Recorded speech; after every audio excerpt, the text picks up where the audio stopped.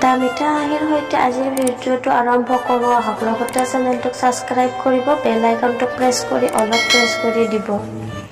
বন্ধু বান্ধৱীসকল, ভিডিঅ'টো শেষলৈ চাব আৰু চেনেলটোক ছাবস্ক্ৰাইব কৰিব বুলি আশা ৰাখিলোঁ। ৰাতি 2 বজাত চিলমিলকৈ টোপনি আহিছিলহে মাত্ৰ। গিৰিয়েকৰ মাতত উচপ খাই উঠিল তাই। গিৰিয়েকে তাইক চিঞৰি জগাইছে, হেৰা, উঠাচোন উঠা, মোৰ অফিচ যাবলৈ দেৰি হৈছে। ৰুমিয়ে কথাটো গুৰুত্ব নিদি আকৌ টোপনি যাবলৈ চেষ্টা কৰিলে। হঠাৎ গিৰিয়েকে খঙত ৰুৰ্দমূৰ্তি হৈ ধৰি তাইৰ চুলিকোছাত ধৰি বিচনাৰ পৰা টানি লৈ গ'ল আৰু ক'লে, মই যে কিবা এটা কৈ আছো, তুমি শুনিছনে নাই? অসহ্যকৰ শাৰীৰিক আৰু মানসিক কষ্ট সহ্য কৰিও নিৰুত্তৰ তাই।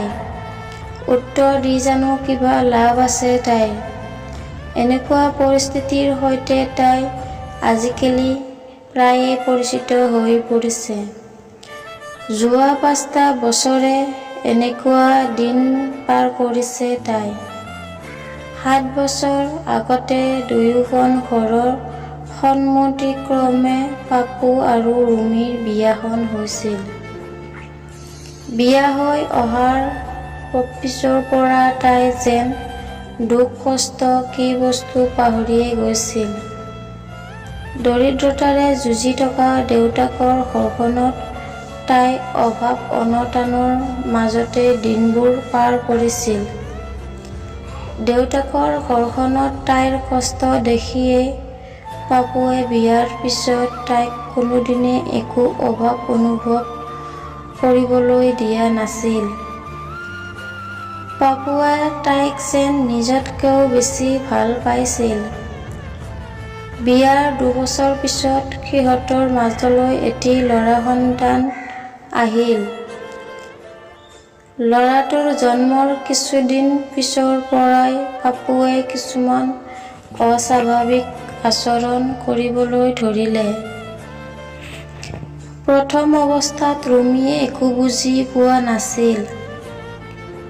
লাহে লাহে তাই গম পালে যে পাপুৱে মানসিক ভাৰসাম্য হেৰুৱাই পেলাইছে। অলপমান সুখৰ মুখ দেখা ৰুমিৰ জীৱনলৈ যেন এজাক কাল ধুমুহা অমানিশা নামি আহিল। ডাক্তৰৰ চিকিৎসাও বহুত কৰিছে।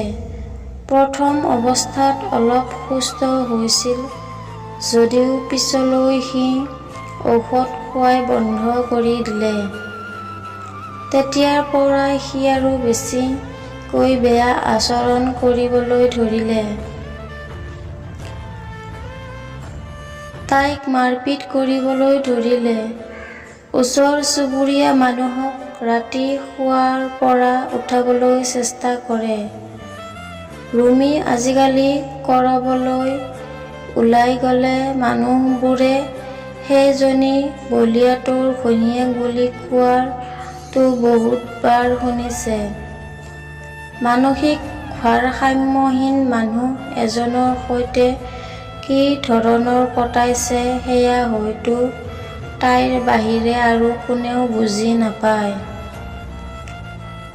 কেতিয়াবা কৰবাত বহি তাই ভাবে, সঁচাই তাই বৰ দুৰ্ভগীয়া নাৰী।